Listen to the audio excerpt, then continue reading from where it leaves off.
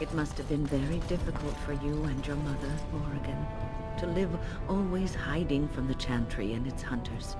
Your pitying tone is as unwelcome as it is unnecessary, old woman. There was nothing difficult about our lives in the slightest. But surely you must have drawn notice from time to time. No matter how powerful you claim to be, you would not wish the full attention of the Chantry. Hunters did come into the wilds from time to time. They did not leave. And the interest of the Chantry was never aroused. I find that difficult to believe. I imagine you find many things difficult to believe. Your own preference for the leash you wear, for instance. There are good reasons for the world to fear mages, even despite our best intentions. Your best intentions, perhaps. Their fear concerns me not at all. We are hardly alone, so privacy is not an option. It is your question, however. Ask what you will. You are already on my good side, such as it is. Or do you seek something else? Something more intimate? Oh, good to know that.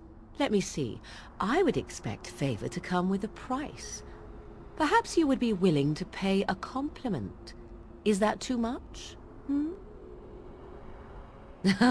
I suppose I did not specify that I wanted it myself, did I?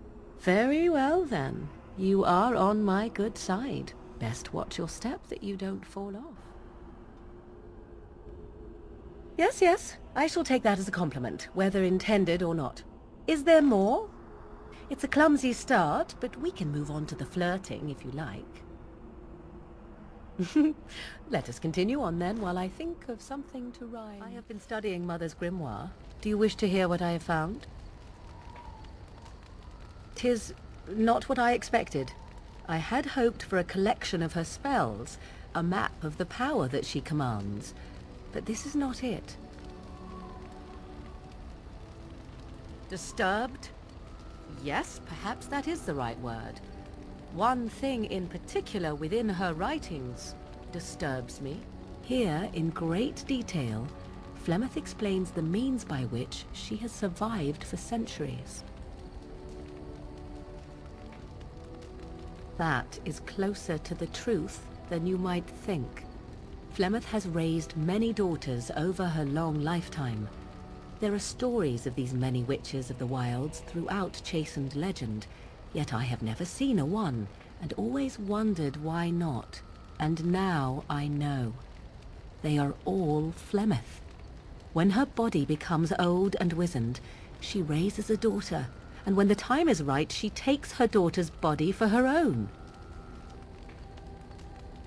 Whatever spark of the demon that made her what she is remains within her, keeps her from dying of old age, but her body deteriorates. Eventually, she would be so wizened as to be senseless and immobile. So, she must seek a new body, a fresh body, and start the cycle anew. I am uncertain. According to her writings, certain hosts are better than others. The more a host is prepared, the quicker the transition will be. I am sorry. This simply takes me by surprise. I would have thought I would have had some inkling, some notion. Flemeth is capable of many things.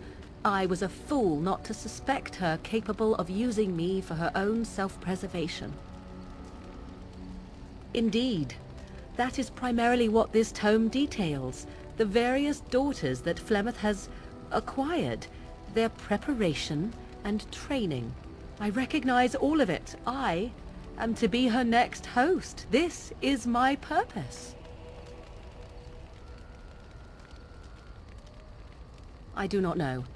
Perhaps 'tis as she said, the Darkspawn threaten her as much as they threaten anyone else.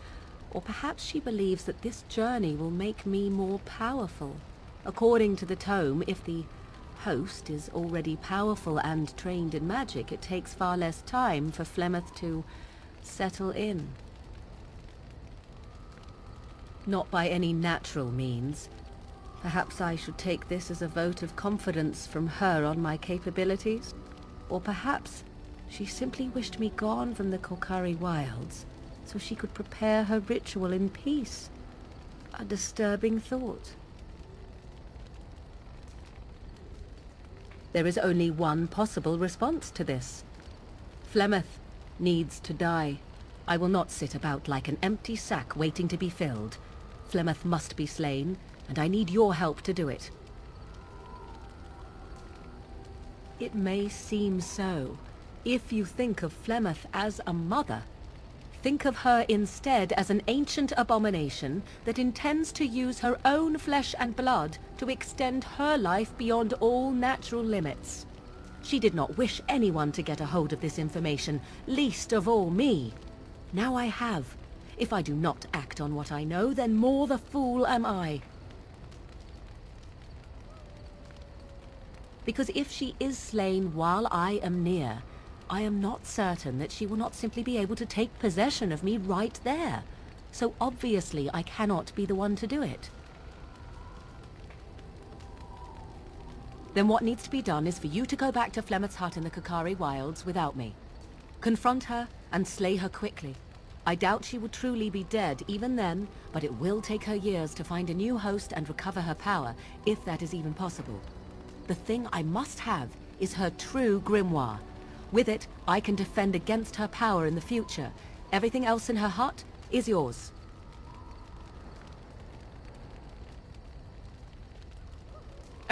She would like everyone to think she is invincible, but I highly doubt that is the case. And besides that, you are not truly killing her. Not really, but the sooner the better, no? I am grateful. The sooner this can be done, the sooner it will set my mind at ease.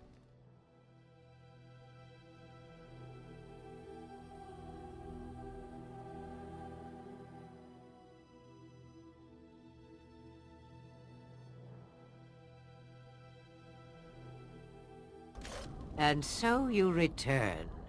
Lovely Morrigan has at last found someone willing to dance to her tune. Such enchanting music she plays, wouldn't you say? Oh, how interesting. Speak then. You have come far, and I am nothing if not hospitable.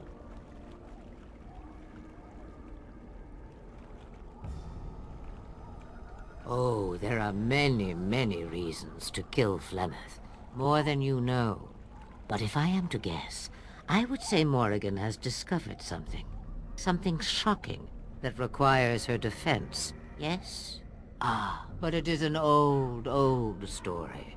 One that Flemeth has heard before, and even told. Let us skip right to the ending, shall we?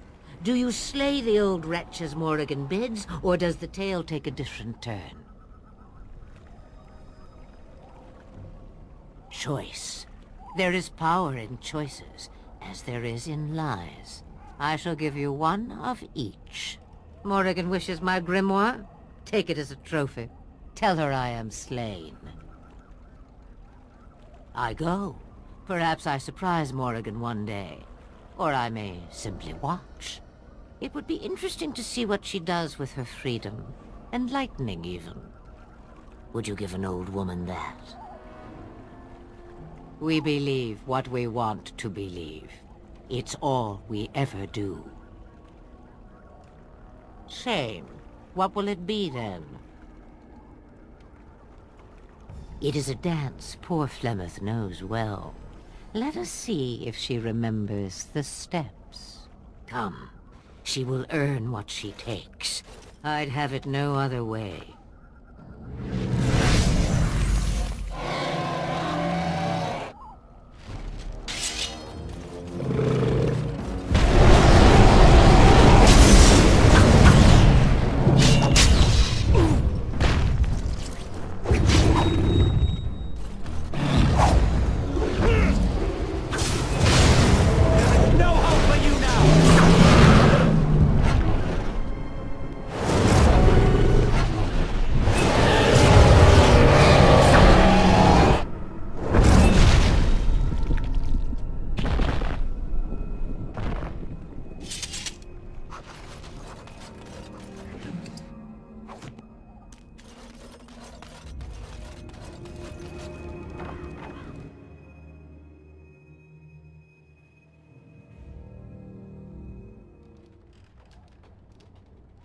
It will be done.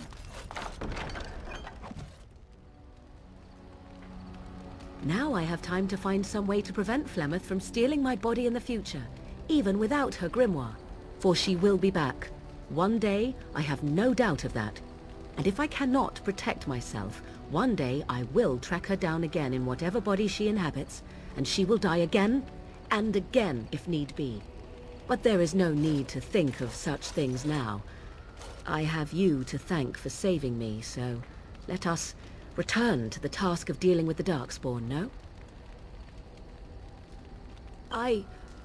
You should not be so... You have no idea what will happen in days to come to make such promises. Let us go. There is much to be done before... There is still much to be done. Mother's real grimoire, is it? I am glad you were able to find it after all. My thanks for retrieving it. I shall begin studying it immediately and unlock the power that it holds. I have something for you. I mean that I have a gift for you. 'Tis a ring. Now before you get any foolish notions, let me explain. Flemeth once gave me the ring because it allowed her to find me no matter where I went, in case I was ever captured by hunters. I disabled its power as soon as we left the wilds. Recently, however, I thought to change it. Now, I will be able to find whoever wears it instead. It is not given out of sentimentality. I believe you were too important to risk. If you were captured, this ring would allow the rest of us to find you quickly. Flemeth used to say that 'twas a link between us, one that I presumed worked both ways. I never tested it, but I doubt she would have lied over such a thing, so it would mean I am linked to you as much as you to I. Now you are mocking me. Do you wish the ring or not? I am tempted to simply keep it. You are welcome. Perhaps it will be useful someday. I wish to ask a question of you. I wish to know your opinion of love. You and I have been intimate, for one. We have been close for some time now. You are impressive in many ways, and you even protected me from Flemeth without hope of reward. I feel anxious when I look upon you. I dislike this sense of dependency. 'Tis a weakness I abhor. If this is love, I wish to ascertain that you do not feel the same. Then we are both fools, and we need to do something immediately. I have allowed myself to become too close. This is a weakness for us both. You are not listening to me. Do not be such a fool. This is for your own good. I am not like other women. I am not worth your distraction, and you are not worth mine.